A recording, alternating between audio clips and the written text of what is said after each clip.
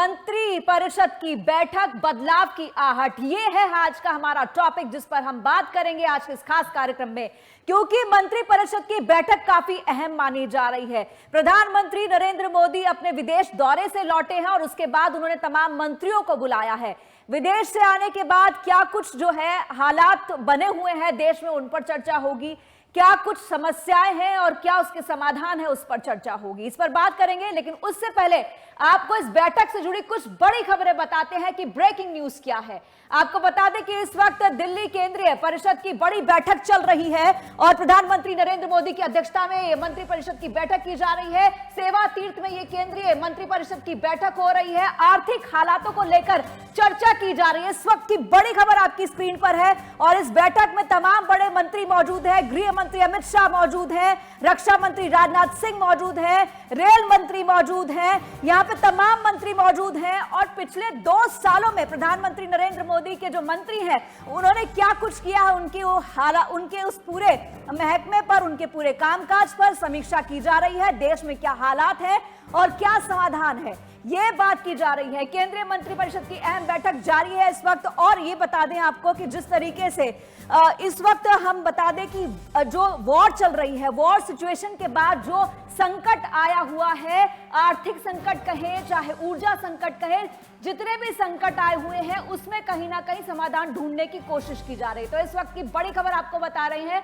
और इस पर चर्चा करने के लिए हमारे साथ मेहमान भी जुड़ रहे हैं। हमारे साथ प्रोफेसर महेंद्र सिंह जी मौजूद हैं। प्रोफेसर साहब, आपको जैसे कि आप देख पा रहे हैं कि सेवा तीर्थ में इस वक्त बड़ी बैठक हो रही है और समीक्षा की जा रही है कि क्या देश के हालात हैं और क्या उसका समाधान होगा। आप इस बैठक को कैसे देखते हैं, क्या बड़े फैसले लिए जा सकते हैं? देखिए, ये साफ दिखाई दे रहा है कि जिस प्रकार से पश्चिम एशिया में एक बड़ा संकट बना हुआ है और जिसकी वजह से पूरी वैश्विक अर्थव्यवस्था पे एक बड़ा संकट खड़ा हो गया है, जिसमें भारत भी शामिल है। और ऐसे में मुझे लगता है कि पूरी मंत्रिपरिषद की बैठक सिर्फ कैबिनेट की बैठक नहीं है। प्रधानमंत्री नरेंद्र मोदी ने अपनी पूरी मंत्रिपरिषद की बैठक बुलाई है, जिसमें कैबिनेट मंत्री, राज्य मंत्री, स्वतंत्र प्रभार सभी शामिल हैं। और इस महत्वपूर्ण विषय पे, क्योंकि जो आर्थिक संकट है उसका असर अब आम आदमी के ऊपर धीरे धीरे दिखाई देने लगा है जी। और ये युद्ध किसी समाधान की तरफ नहीं जाता हुआ दिख रहा है।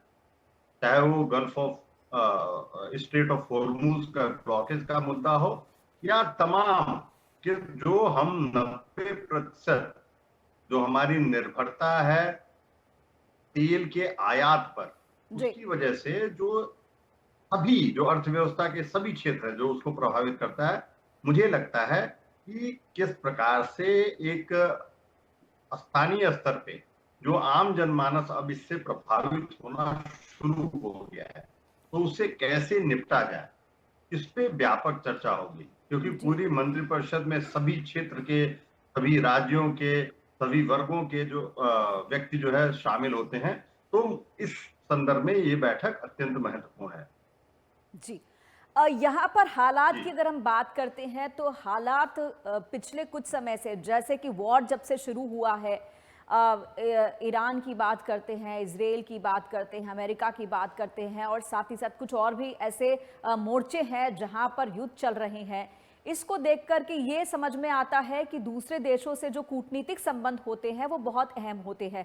हालांकि पहले समझ में आए या ना आए, लेकिन प्रधानमंत्री नरेंद्र मोदी जी की अगर कूटनीति की बात करते हैं तो अब तक जो दूसरे देशों में जितना फर्क पड़ा है, भारत में उसका असर अब काफी देर में सामने आ रहा है। यहाँ पर लोगों का कहना है कि गैस महंगी हो गई है, पेट्रोल डीजल के दाम बढ़ा दिए गए हैं, गैस के साथ साथ सीएनजी की हम बात कर लेते हैं, उसके दाम बढ़ गए हैं, दूध के दाम बढ़ गए हैं। इनफैक्ट अगर हम बात करते हैं कि जिस तरीके से हम देख रहे हैं कि जितने भी ये टैक्सी और कैब वाले हैं, इनकी हड़ताल हो रही है, क्योंकि उनको भी चाहिए कि भाई महंगाई बढ़ रही है तो पैसे बढ़े। अब अगर हम यहाँ पर प्रोफेसर साहब देखते हैं तो रुपया डॉलर के मुकाबले काफी कमजोर हुआ है, उसको भी संभालने की कोशिश है। तो ऐसे में आर्थिक हालातों पर किस तरीके से काम किया जा सकता है, क्या कुछ समाधान निकाले जा सकते हैं? और ये क्योंकि मंत्रिपरिषद की बैठक है, इसमें और भी मंत्री हैं जिनके महकमों के बारे में, जिनके कामों पर हम चर्चा करेंगे। और इन दिनों जो है शिक्षा मंत्री काफी चर्चा में है, अपनी शिक्षा नीतियों को लेकर के काफी आलोचनाएं हो रही हैं। चाहे नीट की बात करते हैं हम, चाहे सीबीएसई की बात करते हैं, शिक्षा नीति की बात करते हैं, तो काफी जो है लोग नाखुश नजर आ रहे हैं। तो पहले मैं आपसे थोड़ा आर्थिक हालातों पर चर्चा करना चाहूंगी। देखिए, जो आर्थिक स्थिति है, जो संकट है, उसके लिए पहले ही एक अनौपचारिक मंत्रिमंडल समूह इनफॉर्मल जीओएम का गठन किया गया है, जिसमें रक्षा मंत्री राजनाथ सिंह हैं, गृह मंत्री अमित शाह हैं, वित्त मंत्री निर्मला सीतारमन है, और उसके अलावा पेट्रोलियम एंड नेचुरल गैस के जो मंत्री हैं हरदीप पुरी भी हैं। तो एक जो स्थिति उत्पन्न हुई है, जो ऊर्जा संकट उत्पन्न हुआ है और जिसकी वजह से एक आर्थिक संकट मुंह बाए खड़ा है, इससे निपटने के लिए, इस पे नजर रखने के लिए पहले ही एक अनौपचारिक मंत्रिमंडल समूह का गठन किया गया है, जो इस पे नजर रखे हुए है। लेकिन जैसा मैंने पहले कहा कि अब धीरे धीरे जो ऊर्जा संकट है उसका आर्थिक क्षेत्रों पे प्रभाव पड़ रहा है। और आप देखें कि सिर्फ कीमतें नहीं बढ़ी हैं, ये सारे जो ऑयल ऊर्जा जो पदार्थ हैं, वो उनकी उपलब्धता भी संकट में है कि एलपीजी गैस सिलेंडर्स नहीं उतने मात्रा में उपलब्ध हैं। छोटे शहरों में अगर आप देखें तो पेट्रोल पंप पे जो है बड़ी बड़ी लाइनें हैं, वो पेट्रोल पंप जो है वो ड्राई हो जा रहे हैं 1 दिन में 2 दिन में। तो ऐसे में लोग जो है साफ दिखाई दे रहा है कि अब ऊर्जा संकट, लोगों को एहसास हो रहा है कि उनके दरवाजे पे पहुंच गया है। ऐसे में पूरे मंत्रिमंडल के समूह को बुला के मुझे लगता है कि प्रधानमंत्री संदेश देंगे कि वो आम जनमानस में जाएं और उनको जो जो बातें उन्होंने कही है इस आर्थिक संकट से निकलने के लिए, वो उनके बीच लेके जाएं और उनको समझाने की कोशिश करें, जिससे जनमत एकदम से सरकार के विरुद्ध ना जाए। ये पहली बात जो आपने आर्थिक संकट की चर्चा की। जो मंत्रिमंडल के में जो नए पुनर्बदल की जो बात हो रही है, फेरबदल की जो बात हो रही है, उसमें मुझे लगता है कि मोदी 3.0 की अगर हम बात करें तो उनकी पहली एनिवर्सरी जो है वो जून में 10 जून को है। तो ऐसे में एक सोच हो सकती है, क्योंकि अभी व्यापक स्तर पे कुछ और राज्य हैं जहां पे भारतीय जनता पार्टी के अध्यक्ष की नियुक्ति होनी है।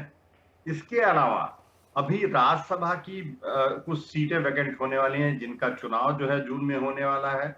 इसके अलावा जैसा पूजा जी आपसे कल चर्चा हुई थी कि जो केंद्रीय संगठन है भारतीय जनता पार्टी का, उसमें भी बदलाव के बारे में चर्चा चल रही है और बातचीत चल रही है। तो ऐसे में इन सभी जो बदलाव हैं, इनमें किस प्रकार से सामंजस्य बैठाया जाए, उसके बाद मुझे लगता है कि जून के दूसरे सप्ताह में एक फेरबदल की संभावना दिखाई दे रही है, क्योंकि ये भी चर्चा है कि अब आपने ये जिक्र किया है कि फेरबदल हो सकता है, तो थोड़ा सा जानना चाहूंगी कि आपको क्या लगता है, प्रधानमंत्री नरेंद्र मोदी जी के जो मंत्री हैं उसमें किसका रिपोर्ट कार्ड गड़बड़ है? पिछले 2 साल की हम बात कर लेते हैं तो किसका रिपोर्ट कार्ड एक राजनीतिक विश्लेषक होने के नाते आपको लगता है गड़बड़ हो सकता है कि उनका मंत्रालय बदला जा सकता है, उनका डिमोशन किया जा सकता है, या किसी नए चेहरे को लाया जा सकता है? नहीं, देखिए, जैसा आपने भी चर्चा की कि जो शिक्षा मंत्री हैं, हालांकि उन्होंने भारतीय जनता पार्टी के संगठनकर्ता के रूप में महत्वपूर्ण भूमिकाएं निभाई हैं। उन तमाम राज्यों में जहां के वो प्रभारी रहे हैं, भारतीय जनता पार्टी ने चुनाव जीता है। लेकिन इसके बाद भी शिक्षा मंत्री के रूप में तमाम विवाद उनके माथे लगे हुए हैं। जिस तरीके से जुडिशरी के बारे में एनसीईआरटी की किताबों में जो लिखा गया, उसके बाद जो एक विवाद शुरू हुआ, आपको याद होगा।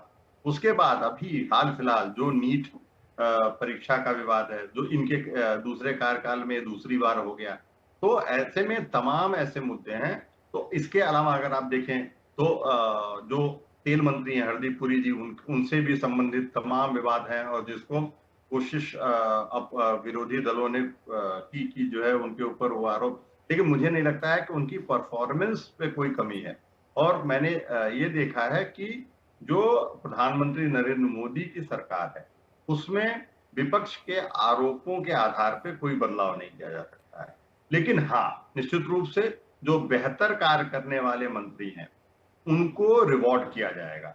इसके अलावा जैसा हम बार-बार चर्चा कर रहे हैं कि भारतीय जनता पार्टी ने एक युवा राष्ट्रीय अध्यक्ष दिया है, और तमाम जो संगठन में फेरबदल हो रहे हैं उसमें युवाओं को प्राथमिकता दी जाएगी। तो आने वाली जो है पीढ़ी के लिए मुझे लगता है कि नए और एकदम फ्रेश चेहरों को मौका दिया जा सकता है अगर मंत्रिमंडल बदलाव होता है, जो करीब जैसी चर्चा है कि 15 जून के आसपास है, एक अधिक मास होता है जिसमें कुछ जो है शुभ कारण नहीं होते हैं, तो हाँ, कुछ कार्य किए जा तो सकते हैं, मतलब कुछ हम मान नहीं के चल सकते हैं कि अभी जल्द में कुछ होने वाला नहीं है। जो होगा वो जून में जब अधिक मास खत्म होगा उसके बाद होगा, क्योंकि बीजेपी जो है ये तमाम चीजें जो है मुहूर्त के हिसाब से करती है।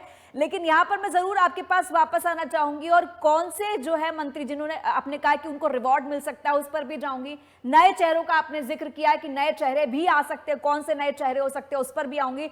लेकिन यहाँ पर जिस तरीके से शिक्षा मंत्री की आपने बात कही है कि उन्होंने संगठन के लिए बहुत काम किया है, लेकिन एक संगठन के लिए काम करना और एक देश की नीति, देश के अंदर एक नीति को लाना, उस नीति को इंप्लीमेंट करना और उस नीति को जो है सही तरीके से लागू करके उसके पॉजिटिव परिणाम लाना, इन दोनों ही चीजों में बहुत फर्क होता है। तो यहां पर कहीं ना कहीं धर्मेंद्र प्रधान जिनकी हम बात कर रहे हैं, शिक्षा मंत्री, वो कहीं ना कहीं उन पर सवाल जरूर लग रहे हैं। प्रोफेसर साहब, आपसे जानना चाहूंगी कि यहां पर कौन से ऐसे मंत्री हैं जिनके रिवॉर्ड की बात आप कह रहे थे कि उनको रिवॉर्ड मिल सकता है, उनके महक में जो है और बदल भी सकते हैं, बढ़ भी सकते हैं, तो रिवॉर्ड वाले कौन से नजर आते हैं आपको ऐसे चेहरे?